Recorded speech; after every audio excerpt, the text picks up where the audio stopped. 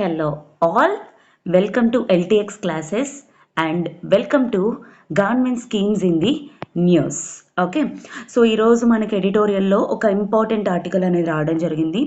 The best four అని చెప్పేసి Punia confirmed his super star status in Indian wrestling with his 4th medal.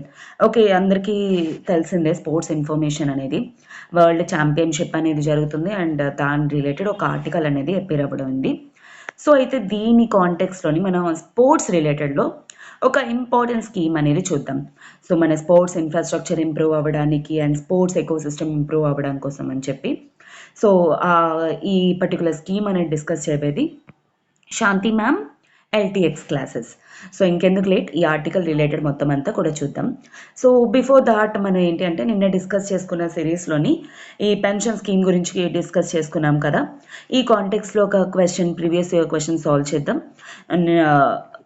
National pension scheme, so residents Indian citizens only, false, NRIs కూడా included అని చెప్పేసి మనం discuss చేసుకోవడం జరిగింది.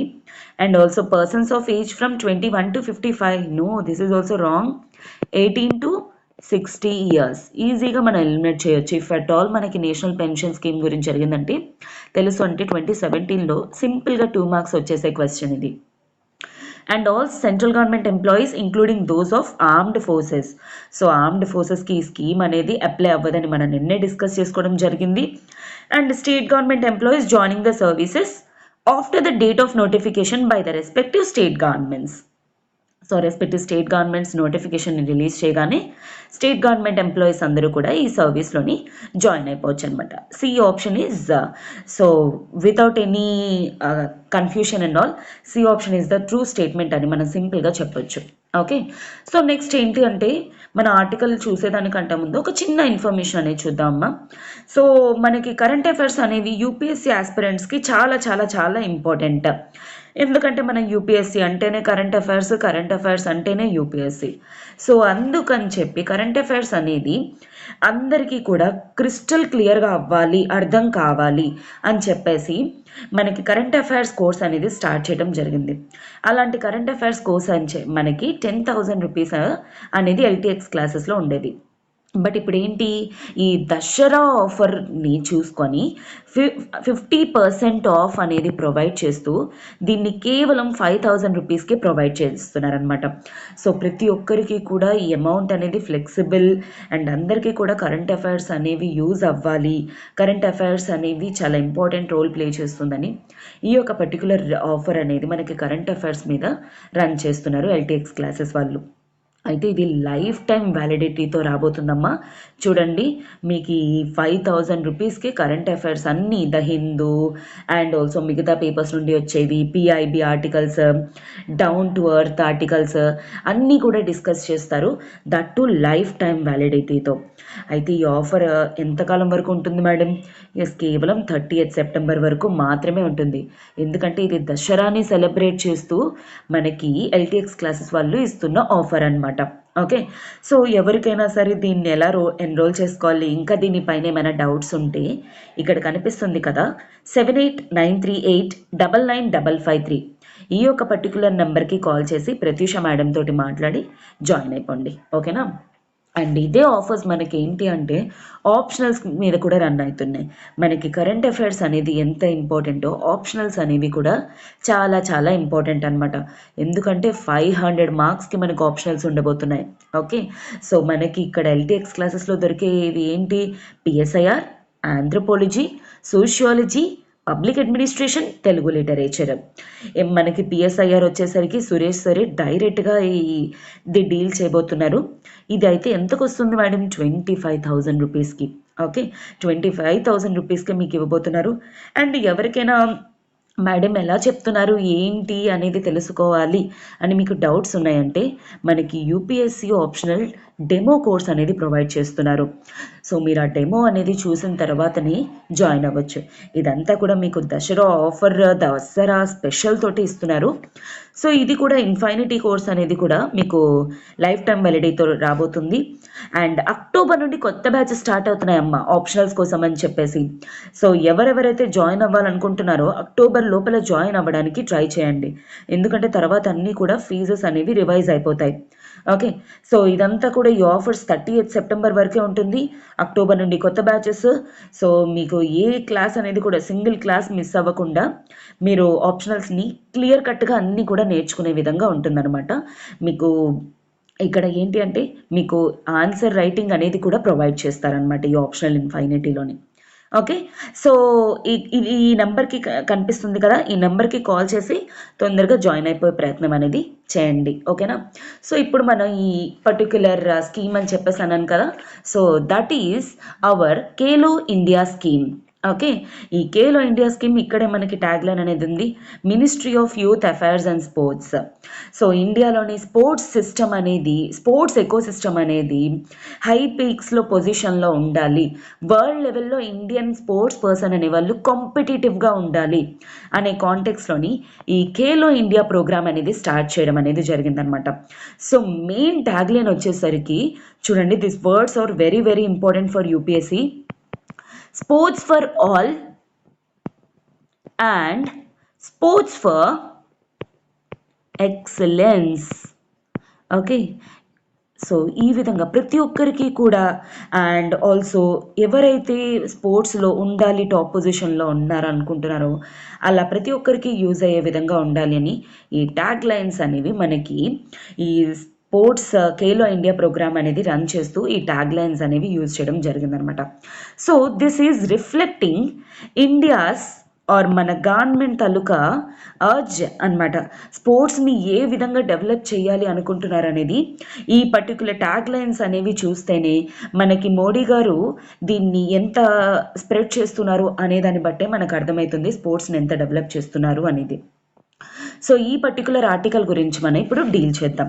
Okay, ఇండియాలోని మనకి almost 67% 15 to 39 years age group వాళ్ళు ఉన్నారనమాట. సో ఇండియాలో ఎంత యూత్ పాపులేషన్ ఉందో which can contribute to our development. మన ఇండియన్ ఎకానమీకి కానీ స్పోర్ట్స్లో కానీ దేంట్లోనైనా సరే యూత్ అనేది కంప్రైజ్ చేయడం, యూత్ వాళ్ళు మనకి పార్టిసిపేట్ చేయడం కోసం ఎంత ఉన్నారు. అండ్ దట్టు దీంట్లోని ఏంటి అంటే 30% కేవలం 15 to 29 years. Okay, who can participate in the sports and all. ఇంత పాపులేషన్ అనేది మనకి ఇండియాలోనే ఉంది. దీన్ని మనం హై ఎండ్లా యూజ్ చేసుకుంటే అటు మన కంట్రీ అనేది ఎకనామికల్గా డెవలప్ అవుతుంది, అండ్ ఆల్సో స్పోర్ట్స్ లెవెల్లో డెవలప్ అవుతుంది, అండ్ ఆల్సో ఈవెన్ మన కల్చరల్ స్పోర్ట్స్ అనేవి కూడా మనం డెవలప్ చేసుకోవడానికి ఇది ఒక మంచి అద్భుతమైన ఆపర్చునిటీ అనమాట. సో అందుకే ఇండియా మనకి మన 2018లో ఈ యొక్క పర్టికులర్ స్కీమ్ అనేది స్టార్ట్ చేయడం జరిగిందనమాట. అయితే మనకి ఎవరమ్మా స్టార్ట్ చేశారు? Ministry of, this comes under ministry of youth affairs and sports. Okay, so 2018లోనే ఎవరు స్టార్ట్ చేశారు? అప్పట్లో ఉన్న మనకి యూత్ మినిస్టర్ అనే వాళ్ళు స్టార్ట్ చేయడం అనేది జరిగిందనమాట, రాజ్యవర్ధన్ సింగ్ గారు. ఈ రాజ్యవర్ధన్ సింగ్ గారు ఏంటి అంటే స్పోర్ట్స్ని డెవలప్ చేయాలి, స్పోర్ట్స్ యూనివర్సిటీస్ని డెవలప్ చేయాలి, ఇండియాని ఒక మంచి పొజిషన్లో స్పోర్ట్స్లో ఉంచాలి, సో దాట్ ఇండియా అనేది కల్చరల్గా ఎకనామికల్ విధంగా స్పోర్ట్స్లో అన్నిట్లోనే డెవలప్ అవుతుంది అనే ఆప్షన్ తోటి దీన్ని స్టార్ట్ చేయడం అనేది జరిగిందనమాట. సో అయితే మేడం 2018లోని ఖేలో ఇండియా స్టార్ట్ అయింది అంటున్నారు. ఓకే, మరి అయితే దానికి ముందే స్కీమ్స్ లేవా? ఎస్ ఉన్నాయి, అది కూడా మీకు చెప్తాను వినండి. రాజీవ్ గాంధీ ముందనమాట, ఇది రాజీవ్ గాంధీ ఖేల్ అభియాన్. ఓకే, ఖేల్ అభియాన్ ఇది స్పోర్ట్స్ డెవలప్ చేయడానికి, and also urban infrastructure scheme అంటే మనకి అర్బన్ ఏరియాస్లోని స్పోర్ట్స్ రిలేటెడ్ ఇన్ఫ్రాస్ట్రక్చర్ని పెంచడానికి, in the sense coaching centres కానీ, లేకపోతే ఇప్పుడు ఫర్ ఎగ్జాంపుల్ వాలీబాల్ బేస్బాల్ అవి ఆడాలి అంటే దానికి సెపరేట్ స్పోర్ట్స్ ఎకోసిస్టమ్ అనేది ఉండాలి. సో ఆ ఇన్ఫ్రాస్ట్రక్చర్ అనేది ప్రొవైడ్ చేయడానికి, and also national sports talent search. అంటే ఇండియాలోని ఎవరెవరైతే ఉన్నారో వాళ్ళు ఈ పర్టికులర్ దేంట్లోనైతే పర్టికులర్ స్పోర్ట్లో వాళ్ళు మంచి టాప్ పొజిషన్లో ఉన్నారో అలాంటి టాలెంట్ అంతా కూడా సర్చ్ చేయడానికి. సో ఈ మూడింటిని కూడా మర్జ్ చేసి డిజైన్ చేసిన ఒక బ్యూటిఫుల్ స్కీమే ఖేలో ఇండియా స్కీమ్. ఓకే, ఇలాంటి ఒక బ్యూటిఫుల్ స్కీమ్ని డిజైన్ చేయటం అనేది జరిగింది. సో ఎందుకంటే వీటిల్లోని చాలా లూప్ హోల్స్ ఉన్నాయి అని చెప్పేసి వీటన్నిటిని కూడాను రీవ్యాంప్ చేసి డిజైన్ చేసిన ఒక కొత్త స్కీమే ఖేలో ఇండియా స్కీమ్ అనమాట. అయితే దీంట్లో ఆబ్జెక్టివ్స్ అనేవి ఏంటేంటి అనేది మనం ఇప్పుడు చూసేద్దాం. మెయిన్ ఈ స్కీమ్ అనేది ఒక central sector scheme. Madam, central sector scheme అంటే ఏంటి?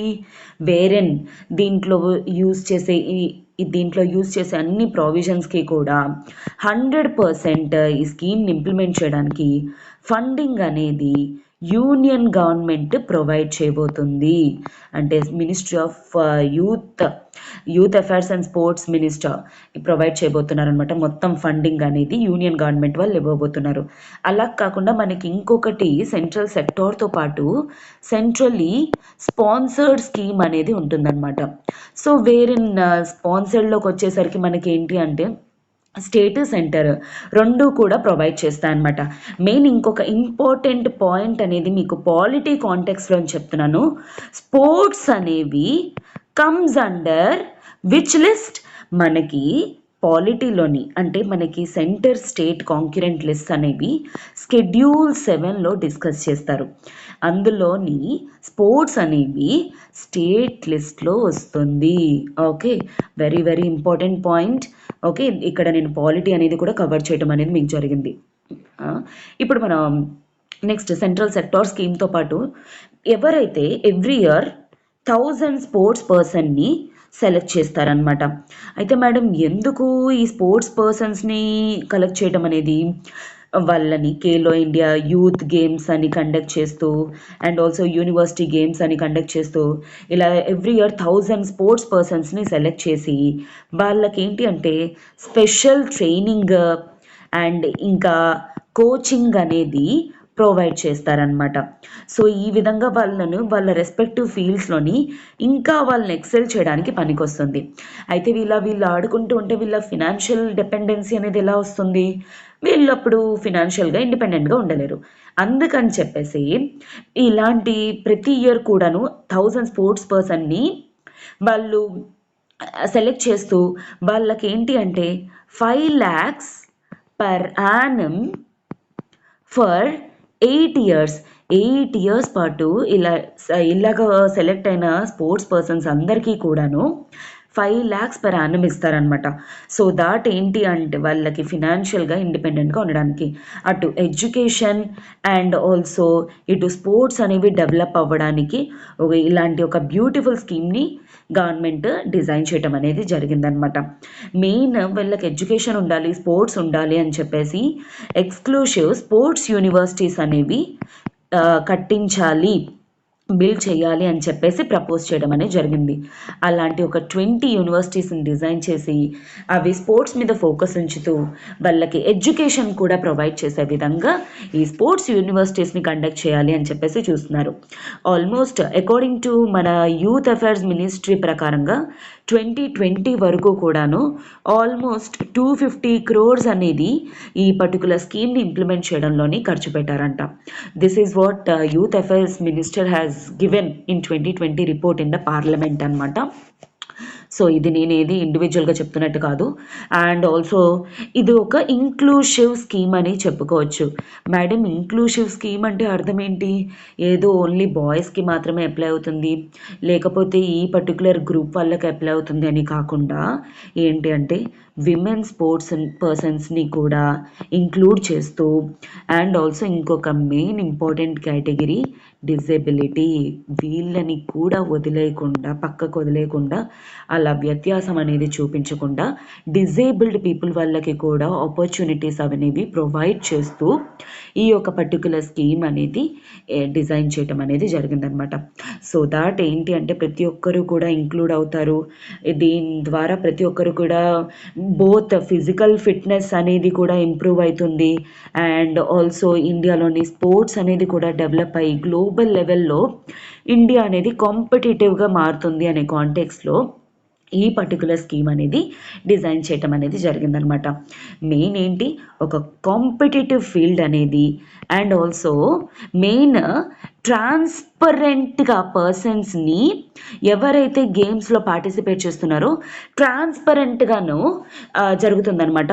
దీనికోసం ఈ 1000 selected persons every year select చేస్తారు కదా, వాళ్ళని ఒక హై లెవెల్ కమిటీని అపాయింట్ చేసి central government under the control of ministry of youth affairs and sports ఇలాంటి ఒక హై లెవెల్ కమిటీని డిజైన్ చేసి వాళ్ళు ఈ 1000 స్పోర్ట్స్ పర్సన్స్ని కూడా వాళ్ళు సెలెక్ట్ చేస్తారనమాట. ఎందుకంటే it's 5 lakhs amount per annum for 8 years అనేది, అదే it's not a small amount to give that much ఈజీగా, అంత ఈజీగా ఇవ్వడానికి అదేం తక్కువ అమౌంట్ అనేది కాదనమాట.